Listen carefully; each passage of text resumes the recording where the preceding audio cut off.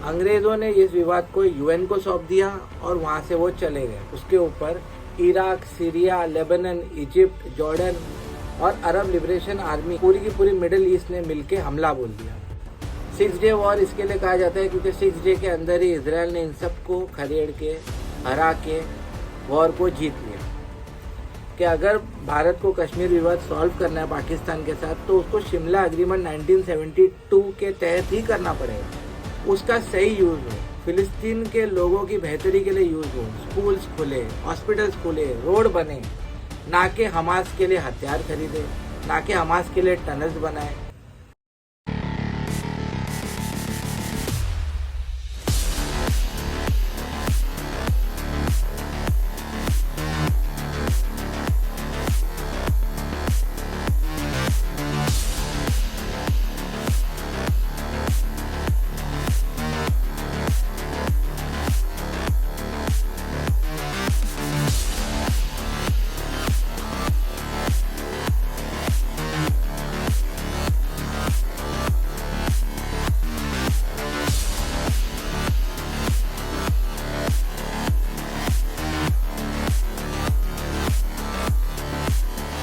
तो भारत माता की जय।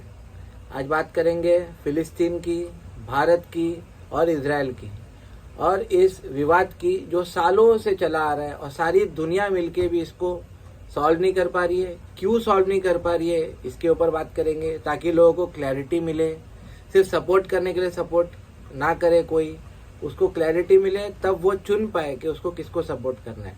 ये वीडियो उसके लिए है।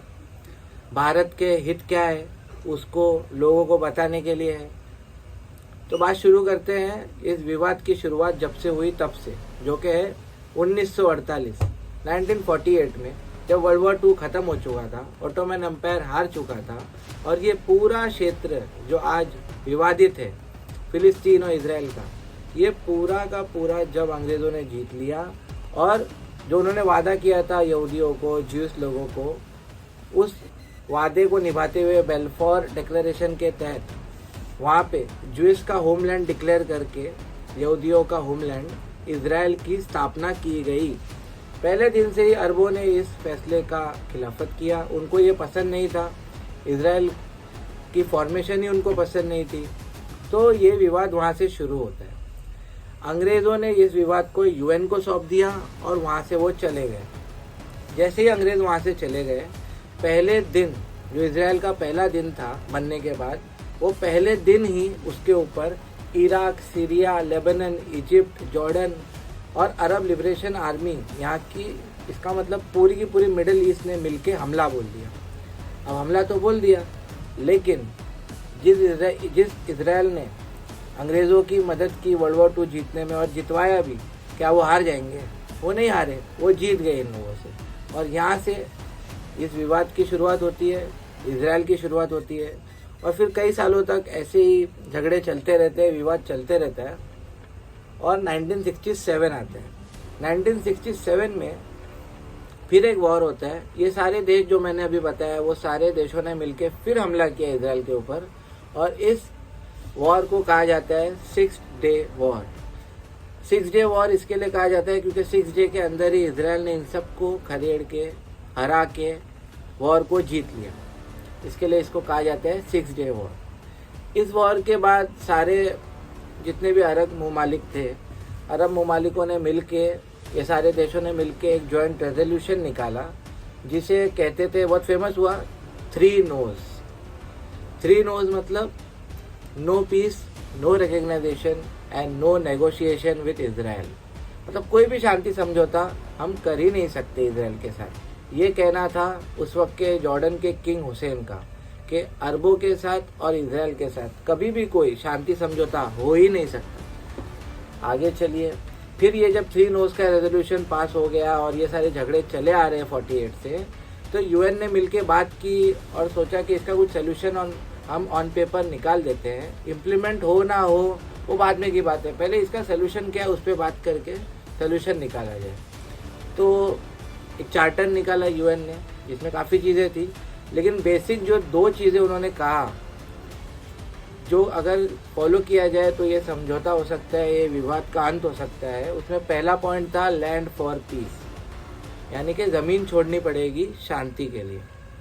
और दूसरा पॉइंट था विड्रॉल ऑफ आर्म फोर्सेस, मतलब वहाँ पे जिसकी भी वहाँ पे आर्मी है, हथियार है, वो सारे वहाँ से निकाले, वहाँ पे सिविलियंस है, वहाँ पे वॉर बंद करे और टेबल पे बैठ के बात करे। इसका शांति प्रिय कोई भी समझौता बनाइए और सुलह हो जाएगी।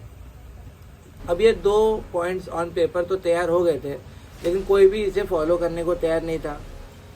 अरब ममालिकों ने, फ़िलिस्तीन वालों ने तो कहा कि भाई हमारी तो ज़मीन पे इजराइल वालों ने कब्ज़ा कर रखा है, हम कहाँ से ज़मीन दें, हमारी तो ज़मीन गई है, तो ज़मीन तो इजराइल को ही छोड़नी पड़ेगी। और जो आर्म फोर्सेस की बात है, देखिए हिजबुल्लाह, हमास, ये सब कोई रिकग्नाइज कंट्री के आर्मी नहीं है जो यूएन को मानेंगे।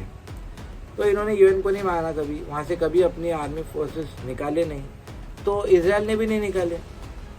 तो ये हाल हुआ इन दोनों पॉइंट का, जो यूएन ने 1969 में दे दिए थे कि अगर इसको फॉलो किया जाए तो ये विवाद को हल किया जा सकता है। ठीक है, ये हाल है इस 2 पॉइंट का जो 1969 में यूएन ने दे दिया था सुलह के लिए। अगर ये 2 पॉइंट फॉलो किया जाए तो इस विवाद को सुलह कर सकते हैं।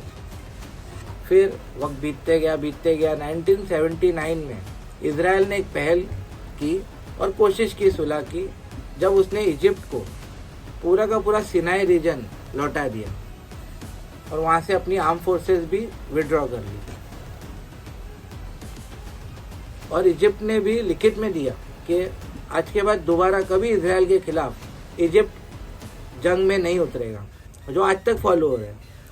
ये इतना अच्छा मूव था, इतनी अच्छी कोशिश थी इजराइल के तरफ, और इजिप्ट ने भी अच्छा दिखाया कि हम भी आपके खिलाफ कभी जंग में नहीं उतरेंगे, और जो आज तक फॉलो हो रहा है। कि लोगों में एक उम्मीद जागी, लोगों को लगा कि जो अरब कहते थे 3 नोज, कभी कोई भी समझौता नहीं हो सकता अरब और इजराइल के बीच में, वो तो झूठ साबित हो गया। इजिप्ट एक अरब मुल्क था और फिर भी उसने इजराइल के साथ समझौता किया, जो आज तक बरकरार है। तो लोगों में एक उम्मीद जागी कि नहीं, ये सिर्फ ऑन पेपर चीज़ें नहीं है, इसको सही में हम लागू कर सकते हैं और इस विवाद को हल कर सकते हैं। लेकिन फिर 1979 के बाद चीज़ें वैसे ही चलती रही। इजिप्ट को छोड़ के बाकी के तो देश थे ही, वॉर छुटमुट होते रहते थे, झड़प होते रहती थी, कभी भी इसका सलूशन नहीं निकला। और मैंने ये 2 वॉर्स का एग्जांपल इसके लिए दिया क्योंकि वॉर्स और झड़पट, बहुत सारे झगड़े हुए हैं अरब ममालिक और इजराइलों के बीच में, सिर्फ ये 2 जंग नहीं हुए हैं। लेकिन ज़्यादातर लबो-लुबाब यही रहा है कि फ़िलिस्तीन और अरब ममालिकों की तरफ से पहल होती है जंग की, और इजराइल उस जंग को ख़त्म कर देता है जीत के। तो यही चलता रहा। 2003 में फिर से इजराइल ने एक कोशिश की, जब इजराइल ने फ़िलिस्तीन को गाज़ा पट्टी लौटा दी और वहाँ से अपनी आर्म फोर्सेस को पीछे खींच लिया और फ़िलिस्तीन को कहा कि ये लीजिए आपका गाज़ा, आपको जैसे चलाना चलाइए। 2004 में इलेक्शन भी है वहाँ गाज़ा में, 2004 में फिर इलेक्शन हुए, वहाँ पे हमास जीत के आई और उसके बाद आज तक दोबारा वहाँ पे कभी इलेक्शन नहीं हुआ। हमास ही उनके करता धरता है, हमास ही वहाँ पे मेन पार्टी है जो रूल करती है। तो ये 2 कोशिशें इजराइल ने की शांति के लिए, लेकिन इसका कोई भी परिणाम नहीं निकला। हाँ, एक परिणाम निकला कि इजिप्ट दोबारा कभी जंग में नहीं आया इजराइल की तरफ, लेकिन मोटा मोटी हमेशा इजराइल ने ही कोशिश की और उसके बाद आज तक और कुछ भी नहीं हुआ है। जंग ऐसे ही चालू है, विवाद ऐसे ही चालू है। तो अभी तक आपको मोटा मोटी समझ में आ गया रहेगा कि ये क्या विवाद है, कब से चला आ रहा है, किसने क्या क्या किया है, कौन शांति की कोशिश कर रहा है, कौन जंग की कोशिश कर रहा है, कौन 3 नोस कह रहा है।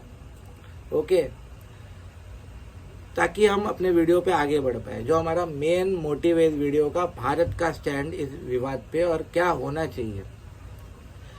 तो हम हमारे अगले सेगमेंट की ओर चलते हैं, जो है भारत और फिलिस्तीन के संबंध और सच्चाई।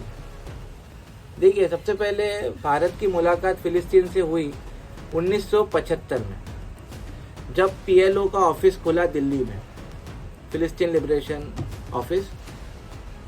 लेकिन 1988 में भारत वो पहला नॉन अरब स्टेट बना जिन्होंने फिलिस्तीन को मान्यता दी, रिकग्नाइजेशन किया। उसके पहले सिर्फ अरब देशों ने किया था, तो पहला भारत था नॉन अरब स्टेट जिन्होंने उन्हें मान्यता दी।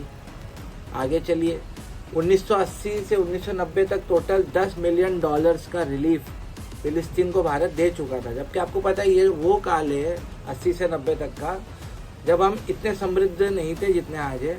हमारे खुद के लाले लगे हुए थे, हम खुद गरीबी से जूझ रहे थे, फिर भी हमने मानवता दिखाई। हमेशा भारत दिखाता है, जहाँ पे दुनिया में मानवता होगी वहाँ भारत होगा, और जहाँ भारत नहीं होगा वहाँ मानवता नहीं होगी। ये उन लोगों को याद रखना चाहिए जो बार बार एलिगेशन लगाते हैं भारत के ऊपर कि भारत फिलिस्तीन के साथ नहीं, भारत सिर्फ इजराइल को सपोर्ट कर रहा है। उनको याद रखना चाहिए, भारत ने हमेशा फिलिस्तीन का पक्ष लिया है, भारत ने हमेशा मदद की है, भारत ने हमेशा मानवता दिखाई है, ठीक है। लेकिन जैसे मैंने अभी ऊपर समझाया, सुलह की बात करने वालों के साथ हम हैं, जंग करने वालों के साथ हम नहीं हैं। ये हमने रशिया यूक्रेन में भी दिखाया है। हम रशिया को अनकंडीशनल सपोर्ट नहीं दे रहे, हमने रशिया को भी बोला कि ये जंग का वक्त नहीं है। तो ये सारी समझदार को इशारे काफ़ी है, इसके लिए वीडियो बनाया गया है। आगे चलिए, देखिए यूएन ने हर दुनिया में जो जगह है जहाँ पे ऐसे विवाद चल रहे हैं, वहाँ पे यूएन की पीस कीपिंग फोर्सेस यानी यूएन की जो आर्मी है उसकी एक टुकड़ी वहाँ रहती है मदद करने के लिए, जो इंडल या घुसती नहीं है कोई भी वॉर में, लेकिन वॉर के जो भी पीड़ित है उन लोग की मदद करती है, सर्च एंड रेस्क्यू ऑपरेशंस करती है। तो ये वहाँ पे 1948 से यूएन पीस कीपिंग फोर्सेस है, जिसमें आधे से ज़्यादा भारतीय है, वो वहाँ पे है और फिलिस्तीन की मदद करते हैं। आगे चलिए, प्रधानमंत्री मोदी वो पहले प्रधानमंत्री बने भारत के जिनको फिलिस्तीन ने अपना सर्वोच्च सिविलियन अवार्ड दिया। उसके पहले और कोई भी प्रधानमंत्री भारत का अवार्ड छोड़ो फिलिस्तीन गया भी नहीं। वो पहले मोदी जी, तो सबसे पहले मोदी जी थे जो गए और उनको इतना बड़ा अवार्ड मिला।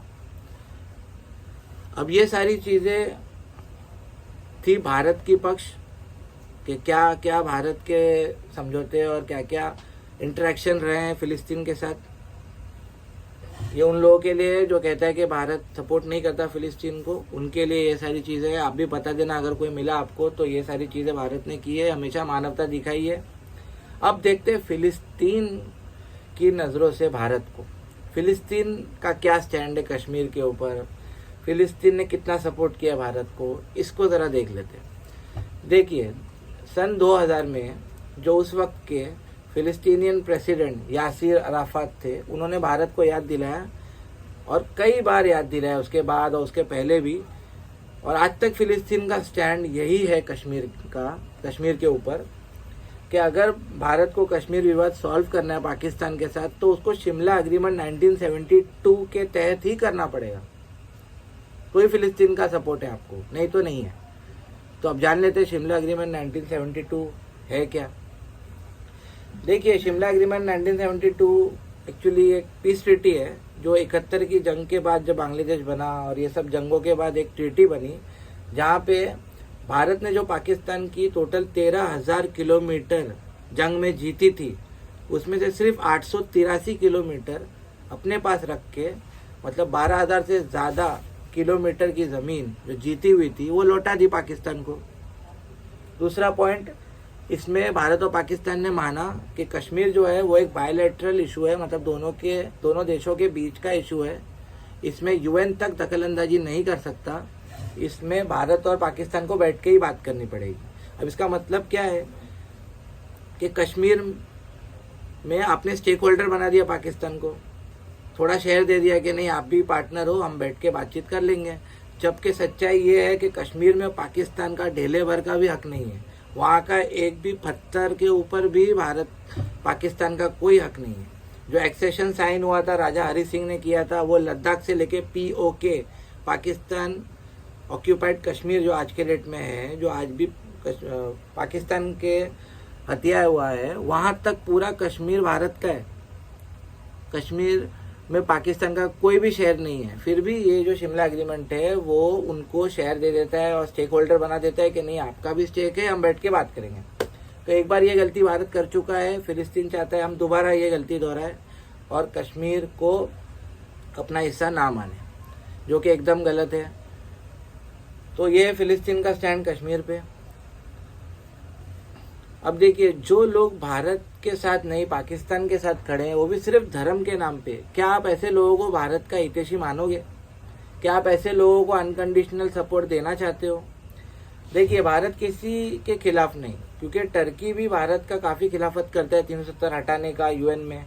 लेकिन जब टर्की में अभी हाल ही में भूकंप आया तो भारत ने दिल खोल के उसकी मदद की। जैसे मैंने पहले भी कहा, दुनिया में कहीं भी अगर आपको मानवता चाहिए तो वहाँ भारत होगा, और भारत नहीं होगा तो मानवता नहीं होगी। तो मानवता तो भारत ने हमेशा दिखाई है। भारत किसी सेपरेटिस्ट आइडिया के साथ नहीं खड़ा है, क्योंकि इसी सेपरेटिस्ट आइडिया की वजह से, इस ग्लोबल इंतफादा की वजह से फिलिस्तीन और इजराइल का सुलह नहीं हो पा रहा है। क्योंकि जो भी फिलिस्तीन के साइड खड़े हैं, उन लोगों का नारा है from the river to the sea फिलिस्तीन इज फ्री। इसका मतलब है, इस जो नारा है इसके मायने ये हैं कि जो इजरायली लोग हैं, इजराइल है, इनका नरसंहार, दुनिया के नक्शे पे इजराइल नहीं होना चाहिए। तो ऐसे वायलेंट तरीके से हम नहीं चाहते इसका अंत हो। हम हिंसा के समर्थक नहीं, और क्योंकि आप तोड़ने की बात कर रहे हो इसीलिए जोड़ने का कोई रास्ता नहीं निकल रहा है, आपको जोड़ने की बात करनी पड़ेगी। देखिए, इजराइल ने 1948 से आज तक एक हेल्दी डेमोक्रेसी स्थापित की है, और दूसरी तरफ फिलिस्तीन में तो इलेक्शंस ही नहीं होते। और एक डेमोक्रेटिक देश का नागरिक होने के कारण मैं एक डेमोक्रेटिक देश को ही सपोर्ट करूँगा। जिस देश में इलेक्शंस ही नहीं होते, जहाँ पे एनार्की है, मैं उसको सपोर्ट नहीं कर सकता। इजराइल ने दुनिया को सबसे ज़्यादा नोबेल प्राइज विनर्स दिए हैं, एक से एक टेक्नोलॉजी दी है। भारत इजराइल के इस प्रोग्रेसिव नेचर को और डेवलपिंग नेचर को सपोर्ट करता है। भारत की तरह इजराइल भी एक पुरानी एग्जिस्टिंग सिविलाइजेशन है, जिस पे हजारों सालों से आक्रमण हो रहे हैं, वो तकलीफें सह रहा है। इसके लिए भारत की सिंपैथी है और भारत उसको सपोर्ट करता है।